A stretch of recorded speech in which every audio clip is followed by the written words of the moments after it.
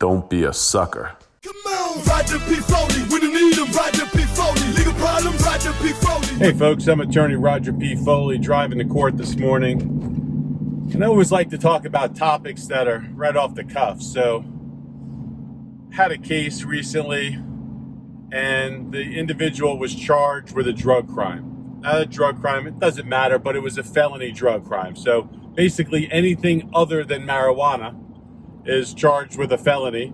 Marijuana under 20 grams is a misdemeanor, right? But any other drug is basically a felony. So if you have cocaine, it's a felony. If you have crack, it's a felony. If you have oxycodone, it's a felony. If you have, I don't even know. If you have mushrooms, it's a felony. If you have ecstasy, it's a felony, right? So you get the drift.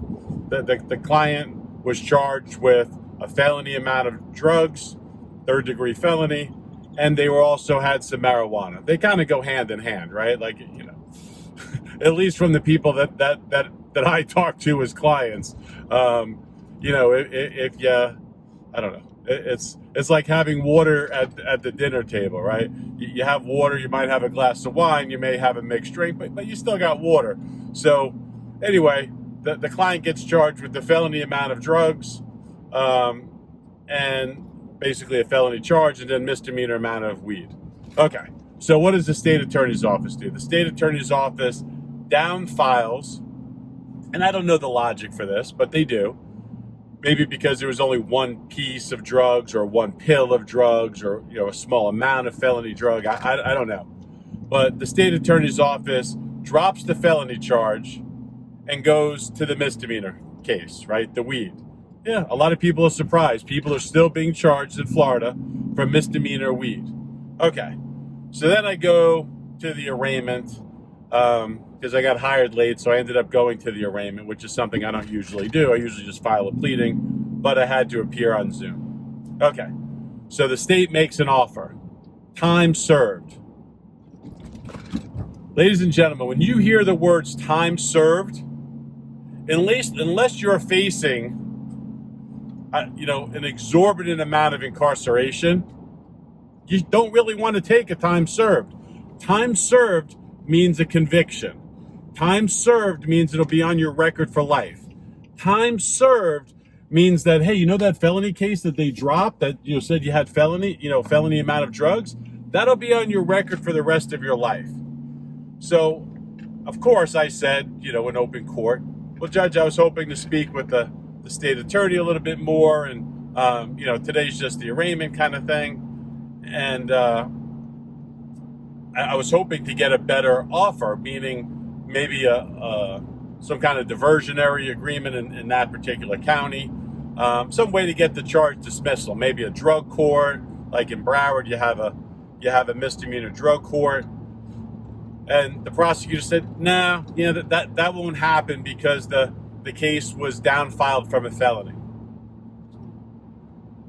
Obviously, there's no reason to battle there, right? Not in court, not for that. But the logic is flawed. Here's why the logic's flawed. The state is saying, we've already done your client a favor. We've dropped the felony. Yeah, but there's something called drug court.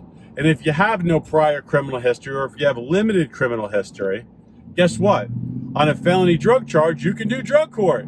And then what happens? The case gets dismissed. So it's a diversionary program. So get this. If my client was to plea to the misdemeanor weed and get time served in adjudication, anyone who does a background check will see the weed, will see the conviction, will also see the felony drugs that they had on their person. Or the state cannot do me a favor, keep the charges, and I file a motion to transfer the case to drug court. My client goes through drug court, and what happens? Case dismissed. So is the logic flawed? I submit to you, the logic is flawed. Because when I have a conversation, and I've had this happen dozens and dozens of times. So when I have the conversation with the prosecutor, I go, just up-file it. Go ahead, change it. We have no, Judge, we want the felony. We want the felony.